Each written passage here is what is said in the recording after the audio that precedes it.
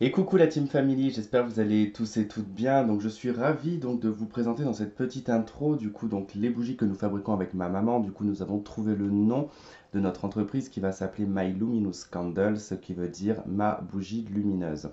Alors du coup voilà, je vous ai présenté plus ou moins tous les formats que l'on fait en termes de contenants pour les bougies. Donc je rappelle que les bougies, donc ce sont des bougies naturelles en cire de coco et de soja, sans OGM. Les mèches sont en coton. Et pour les parfums, ce sont donc des parfums qui proviennent de Grasse en France, sans SMR. Donc il n'y a aucun problème de ce côté-là. Et de toute façon, on a toute une liste en termes de parfums que je vous présente dans la barre de description. Et vous avez également l'adresse email qui correspond aux bougies si vous avez besoin de plus d'informations. Alors je vous présente un petit peu donc les formats que l'on a. Donc on a celui-ci, bon il y en a qui sont déjà étiquetés. Donc on a le format en fait en 100 grammes, donc dans des petits pots comme ça, dans des petits bocaux. Si j'arrive à cadrer, ça serait bien. Ensuite, nous avons le 130 grammes qui est pareil dans un bocal comme celui-ci. Bon là il n'est pas étiqueté bien évidemment. Ensuite, nous avons les 160 grammes, donc qui se présentent voilà, comme les pots de confiture. Ah, j'ai du mal avec le cadrage hein, quand même, hein. Voilà. Ensuite, nous avons le 250 voilà, qui se présente comme ceci. Tac. Donc pareil, un bocaux aussi également. Nous avons aussi ceux-là qui sont à 50 grammes. Si je dis pas de bêtises, hein, je crois que c'est 30 ou 50, mais je dois me planter, je pense que j'ai pas vraiment vérifié juste avant. Et on a donc celle-ci qui est aussi à 250 grammes, donc voilà, avec son couvercle en fait, voilà, qui s'enlève directement, tac, hop, vous mettez, vous enlevez. Si jamais vous prenez des bougies, je tiens quand même à donner quelques petits conseils juste avant. Ne refermez jamais la bougie quand elle est allumée avec le couvercle, puisque ça va noircir le dessus du couvercle. Vous éteignez, vous soufflez, vous attendez un petit peu et vous refermez. Parce que si la fumée reste dans le pot, elle va altérer du coup l'odeur de la bougie. N'hésitez pas aussi à couper de temps en temps la mèche, hein, quand elle a trop cramé. Du coup, bah, en fait, des fois, ça se consume très bien, puis parfois, des fois, elle va continuer. Et donc là, il faudra couper de toute façon, comme toutes les bougies qu'on achète de toute manière. Donc voilà, en tout cas, je vous ai fait un peu le tour des contenants que l'on fait. Les parfums, bon bah, les listes sont dans la barre de description. Moi, je suis en train de composer des odeurs en ce moment, donc je suis en train de faire des tests que je vais associer aux signes astrologiques. Alors probablement que je vais faire les signes astrologiques féminins et masculins, voilà, par rapport à des odeurs spécifiques, par rapport aux saisons, par rapport voilà, au caractère et tout ça. Mais ça va me prendre un petit peu de temps en tout cas pour pouvoir le mettre en place. Et puis ben voilà, en tout cas, je pense que je vous ai un petit peu tout présenté. Puis on va pouvoir passer du coup au guidance. Et je vous dis à de suite. Ok la team Capricorne célibataire, on y va pour votre guidance du mois d'août 2023 pour le signe solaire ascendant et lunaire. Si vous avez besoin d'une consultation privée avec moi, vous avez mon adresse email dans la barre de description. Alors, qu'est-ce qu'on a pour les Capricornes?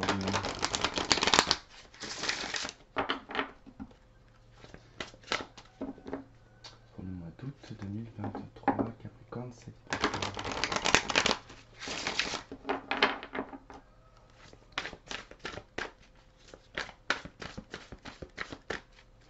Ok.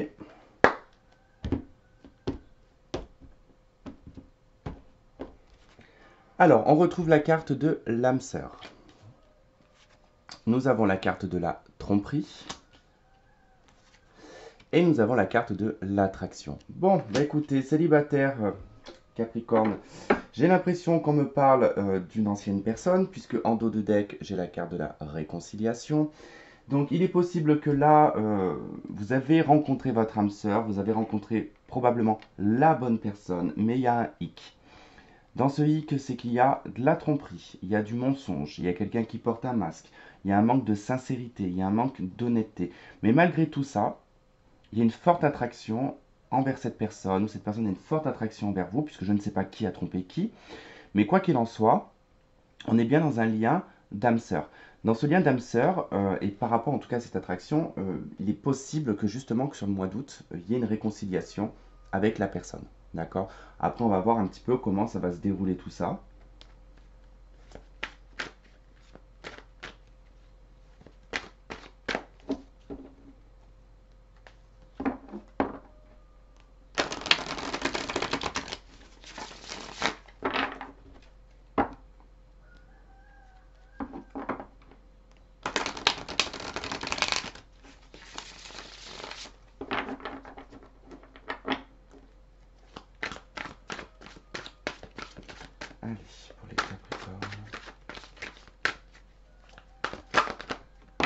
Oula, bon là c'est le bordel, je ne prends pas.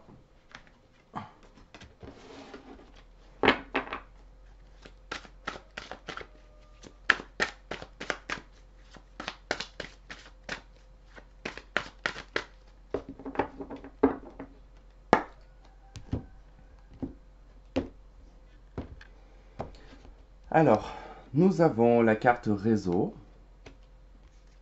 Nous avons la carte de la cigogne. Et nous avons la carte de la guérison. Ok. Bon.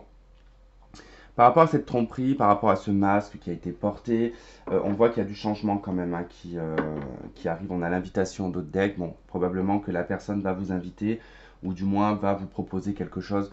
Et ça va passer à travers de toute façon les réseaux. Donc ça va être soit par une application ou tout simplement par SMS. Hein, voilà, par le téléphone, on va dire. De toute façon, comme maintenant on n'utilise plus trop les SMS, que souvent on va se parler sur Messenger, ou on va se parler sur Insta, ou on va se parler sur Snap. Voilà, donc en tout cas, il y a vraiment ce côté réseau, où en fait on va reprendre contact. Alors c'est vrai qu'après, dans cette attraction mutuelle que vous pouvez avoir, il y a comme une auto-guérison qui se fait entre vous. Mais c'est vrai que voilà, le petit point noir, le petit nuage noir qui plane au-dessus, c'est ce manque de sincérité. Voilà. Pourtant, c'est amené à changer. C'est amené à évoluer, c'est amené à changer, mais il y aura toujours plus ou moins une petite réticence, ben justement par rapport aux mensonges, par rapport aux tromperies. Mais quoi qu'il en soit, c'est plus fort que vous, c'est plus fort que la personne en face de vous qui a besoin de vous retrouver. Puisque de toute façon, vous êtes dans un lien d'âme sœur. Alors, on y va avec le tarot.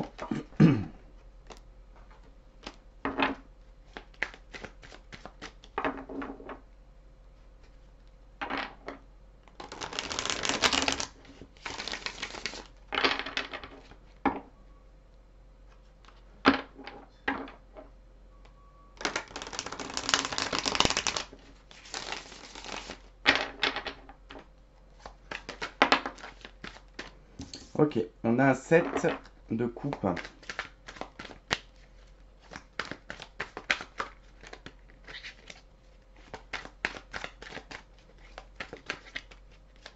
On est un petit peu confus, on est un petit peu perdu hein, avec le 7 de coupe. On n'a pas forcément envie de tout voir, on n'a pas forcément envie de tout entendre. On peut vivre dans un rêve éveillé, donc attention.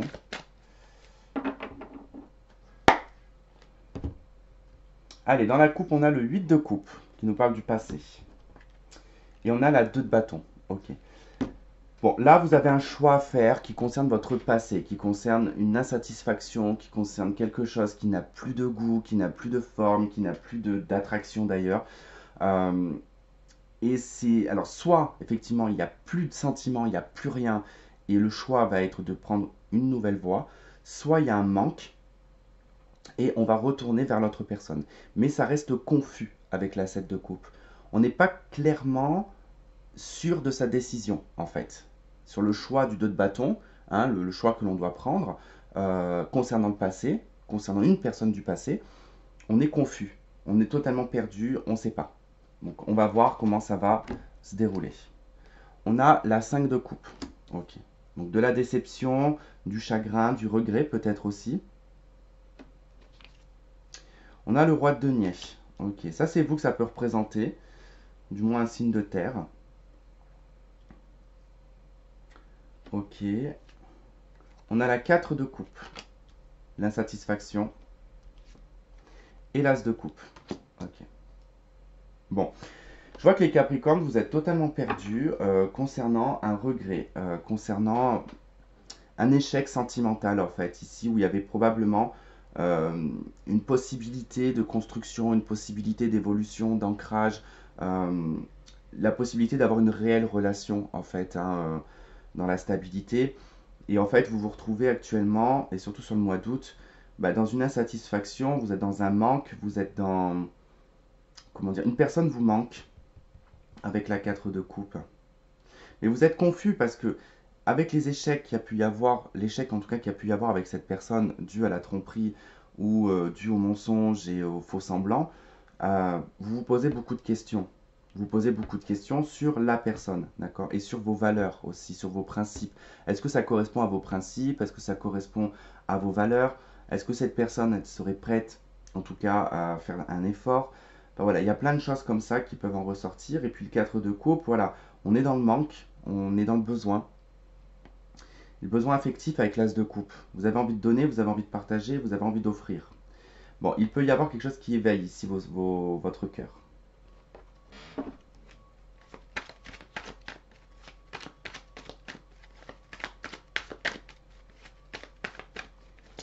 Allez, on va aller voir ce qu'il y a sur ce 7 de coupe. On retrouve l'attraction, l'alchimie.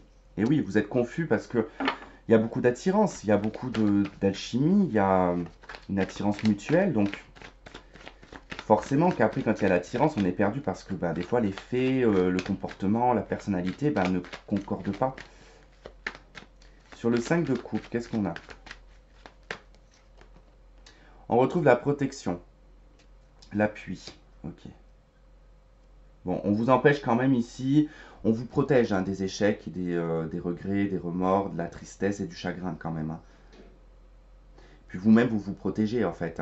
Il y a le fait ici, c'est pour ça que vous êtes confus, parce que le fait que vous vous protégez des blessures, en fait, ça vous perturbe un petit peu.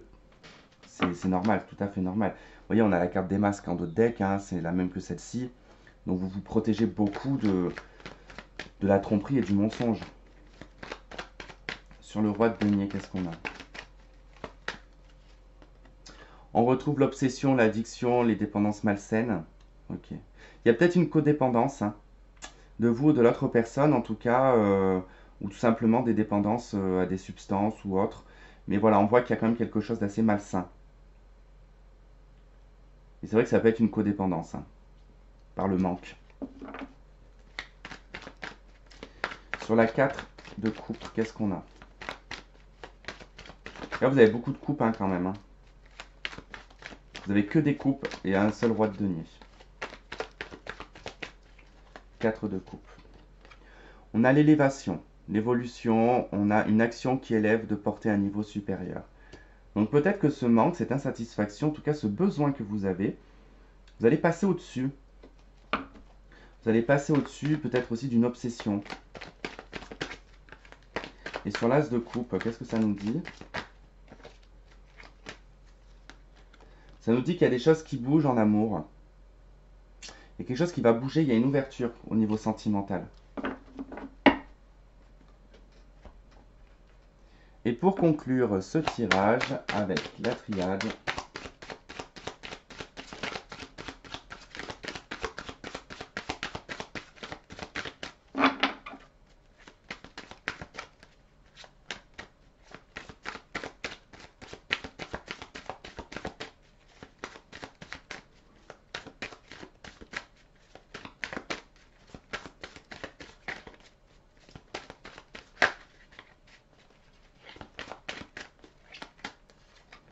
on a la naissance.